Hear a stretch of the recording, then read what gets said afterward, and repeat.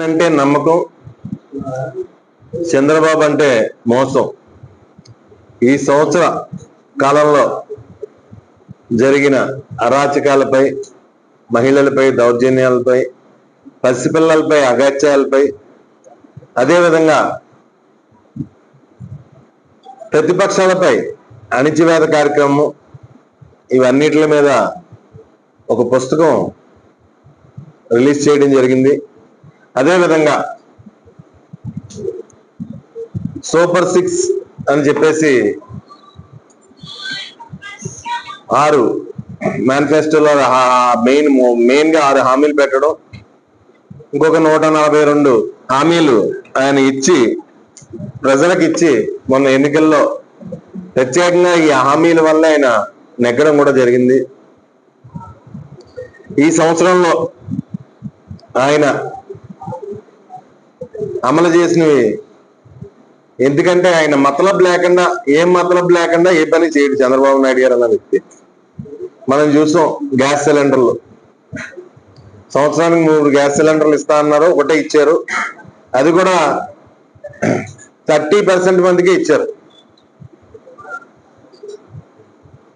నిన్నగాక మొన్న తల్లికి వందనం, అది కూడా అమలు చేశానని చెప్పారు. మరి రానున్న రోజుల్లో ఎంత చిత్తశుద్ధితో ఆయన అమలు చేశారన్నది రానున్న 4-5 రోజుల్లోనే బయటకు వస్తుంది. అది 2వ హామీ. ఆగస్టు 15వ తారీఖుని ఉచిత బస్సు కూడా చేస్తా అన్నాడు. మరి ఏం మతలబు లేకుండా చేస్తాడో లేదో చూడాలి మనం. కానీ ఇంకొక 3 హామీలు ఉన్నాయి. ప్రతి ఆడపిల్లకి 18 సంవత్సరాలు నిండిన ప్రతి ఆడపిల్లకి 1500 రూపాయలు ఇస్తాను ప్రతి నెల అని చెప్పేసి మాట ఇవ్వడం జరిగింది. రైతులకి రైతు భరోసా ఇస్తాను అని చెప్పేసి 20,000 రూపాయలు రైతు భరోసా ఇస్తానని చెప్పేసి మాట ఇవ్వడం జరిగింది. నిరుద్యోగ భృతి 3,000 ఇస్తానని చెప్పేసి మాట ఇవ్వడం జరిగింది.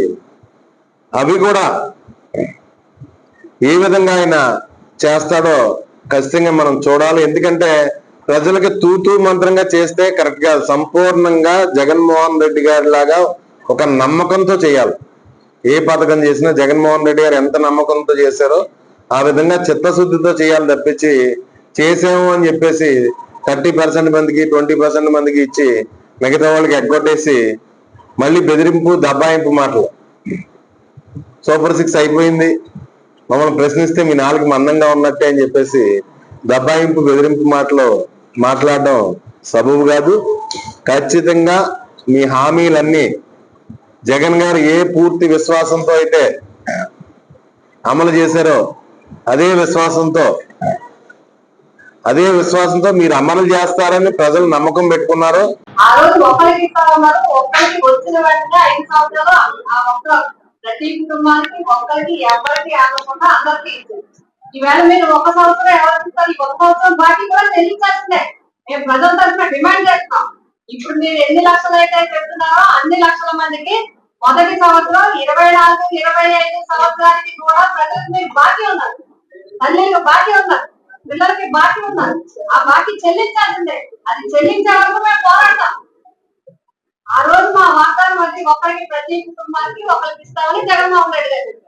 ఈవేళ కుటుంబంలో ఉన్న ప్రతి ఒక్కరికి ఇస్తామని మీరు చెప్పి 1 సంవత్సరం ఎగ్గొట్టి ఈ 2వ సంవత్సరంలో వచ్చినప్పటికీ కొన్ని కుటుంబాలకే, కావాల్సిన కుటుంబాలకో లేదా కొన్ని కుటుంబాలకే మీరు సెలెక్ట్ చేసి అందులో మళ్ళీ కొంతమంది పక్కకు తీసేసి చేస్తే మాత్రం ఊరుకునేది లేదు. అర్హులు అయితే ఎంతమంది అవుతున్నారో అంతమందికి కూడా ఇవ్వాలి. అలాగే మొదటి సంవత్సరం బాకీ కూడా తల్లులకి చెల్లించాల్సిందే. ఇది మా వైఎస్ఆర్సీపీ డిమాండ్.